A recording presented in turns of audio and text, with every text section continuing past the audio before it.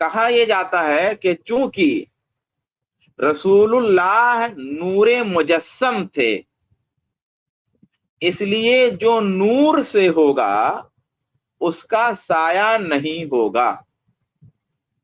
رسول اللہ نور مجسم تھے، یعنی معنی والے نور نہیں، ہدایت کا نور نہیں، اسوہ اور نمونہ والے نور نہیں، یہ نور نہیں، بلکہ بدن ہی آپ کا نور تھا۔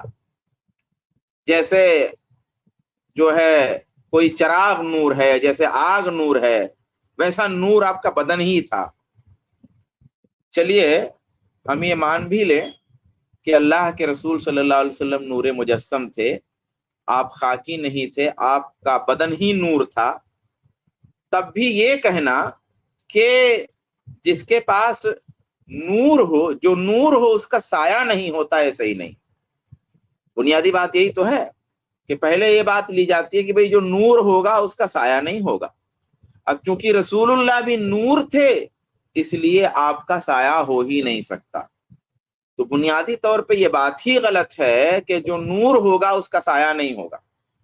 غزوہ احد میں ایک صحابی شہید ہوئے، ابو جابر، ان کا جب جنازہ اٹھایا گیا تو ان کی بہن رونے لگی، تو آپ نے فرمایا تبکین اولا تبکین ما زالت الملائکۃ تظلہ باجنحتها حتی رفعتم، کہ تم رو یا نہ رو مگر ایک بات یہاں طے ہے کہ فرشتے اپنے پروں سے ان پر سایہ کیے ہوئے ہیں، ان کے جنازے پر۔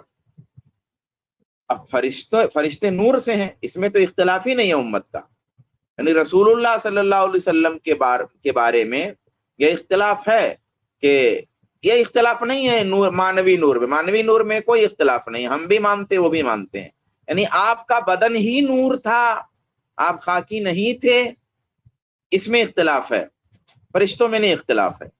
تو فرشتے اگر نور ہیں جس میں اختلاف ہی نہیں ہے تو ان کا سایہ رسول بتا رہے ہیں کہ اپنے پروں سے وہ سایہ کیے ہوئے ہیں، یہ رسول اللہ بتا رہے ہیں۔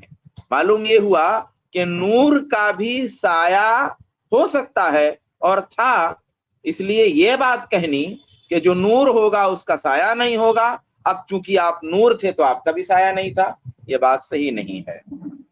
پھر ایک اور اہم بات آپ یاد رکھیں، کسی مخلوق کا کسی عنصر سے پیدا ہونے کا مطلب یہ بالکل نہیں ہوتا کہ اس عنصر کے تمام خصائص اس کے اندر آ جائیں گے۔ جیسے اگر رسول اللہ نور سے پیدا ہوئے، خاک سے نہیں پیدا ہوئے، تو نور سے پیدا ہونے کا مطلب یہ نہیں ہے کہ نور کی ساری کوالٹیز آپ کے اندر آ جائیں گی۔ فرشتے نور سے پیدا کیے گئے ہیں تو اس کا مطلب یہ نہیں ہوگا کہ نور کی ساری کوالٹیز ان کے اندر ہیں۔ جنات نور سے آگ سے پیدا کیے گئے تو اس کا مطلب یہ نہیں ہوگا کہ جناتوں کے اندر آگ کی ساری کوالٹیز ہیں۔ مثلا ہم مٹی سے ہیں تو کیا مٹی کی ساری کوالٹیز ہمارے اندر ہیں؟ کیا ہمارے بدن سے دھول بھی اڑتی ہے؟ کیا مٹی کی طرح سے ہم بھیگ کے گل جائیں گے؟ کیا ہمارے جسم پہ دانا ڈال دیا جائے تو دانا اگ جائے گا؟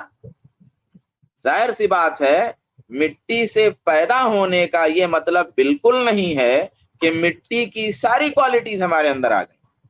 اسی طریقے سے جنات آگ سے پیدا کیے گئے تو کیا جنات کسی کو چھو لے تو وہ جل جائے گا آگ کی طرح سے؟ ٹھیک ہے، وہ دوسری مخلوق ہے، اسے جھٹکے لگ سکتے ہیں، اس کا مس ہو سکتا ہے، لیکن کیا جنات اگر کسی کو چھو لے تو انسان کو جیسے آگ سے جل جاتا ویسے جل جائے گا؟ بالکل نہیں ہوگا۔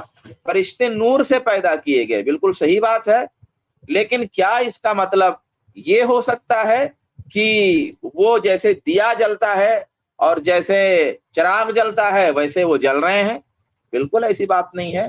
تو اگر رسول اللہ صلی اللہ علیہ وسلم نور سے پیدا بھی ہوئے ہوں، آپ اس کو تسلیم کریں، اور اس میں بھی کوئی بڑا مسئلہ نہیں ہے، نور سے پیدا ہونے اور نہ ہونے میں اس کے نتائج میں اختلاف ہوتا ہے، یہ اختلاف مانا جا سکتا ہے۔ ٹھیک ہے، ہم کہتے ہیں نور سے نہیں پیدا ہوئے، آپ کہتے ہیں نور سے پیدا ہوئے، ٹھیک ہے، لیکن پھر یہاں سے جو نتائج نکالے جاتے ہیں اصل بحث اس پہ ہو جاتی ہے. تو مان بھی لیا جائے کہ رسول گرامی صلی اللہ علیہ وسلم نور سے پیدا کیے گئے، لیکن اس کا یہ مطلب کب ہو گیا کہ نور سے پیدا ہونے کی وجہ سے آپ کا سایہ نہیں ہوگا، کیونکہ نور سے پیدا ہونے کا مطلب یہ نہیں ہے کہ اس کی کوالٹی ساری آپ کے اندر آ جائیں.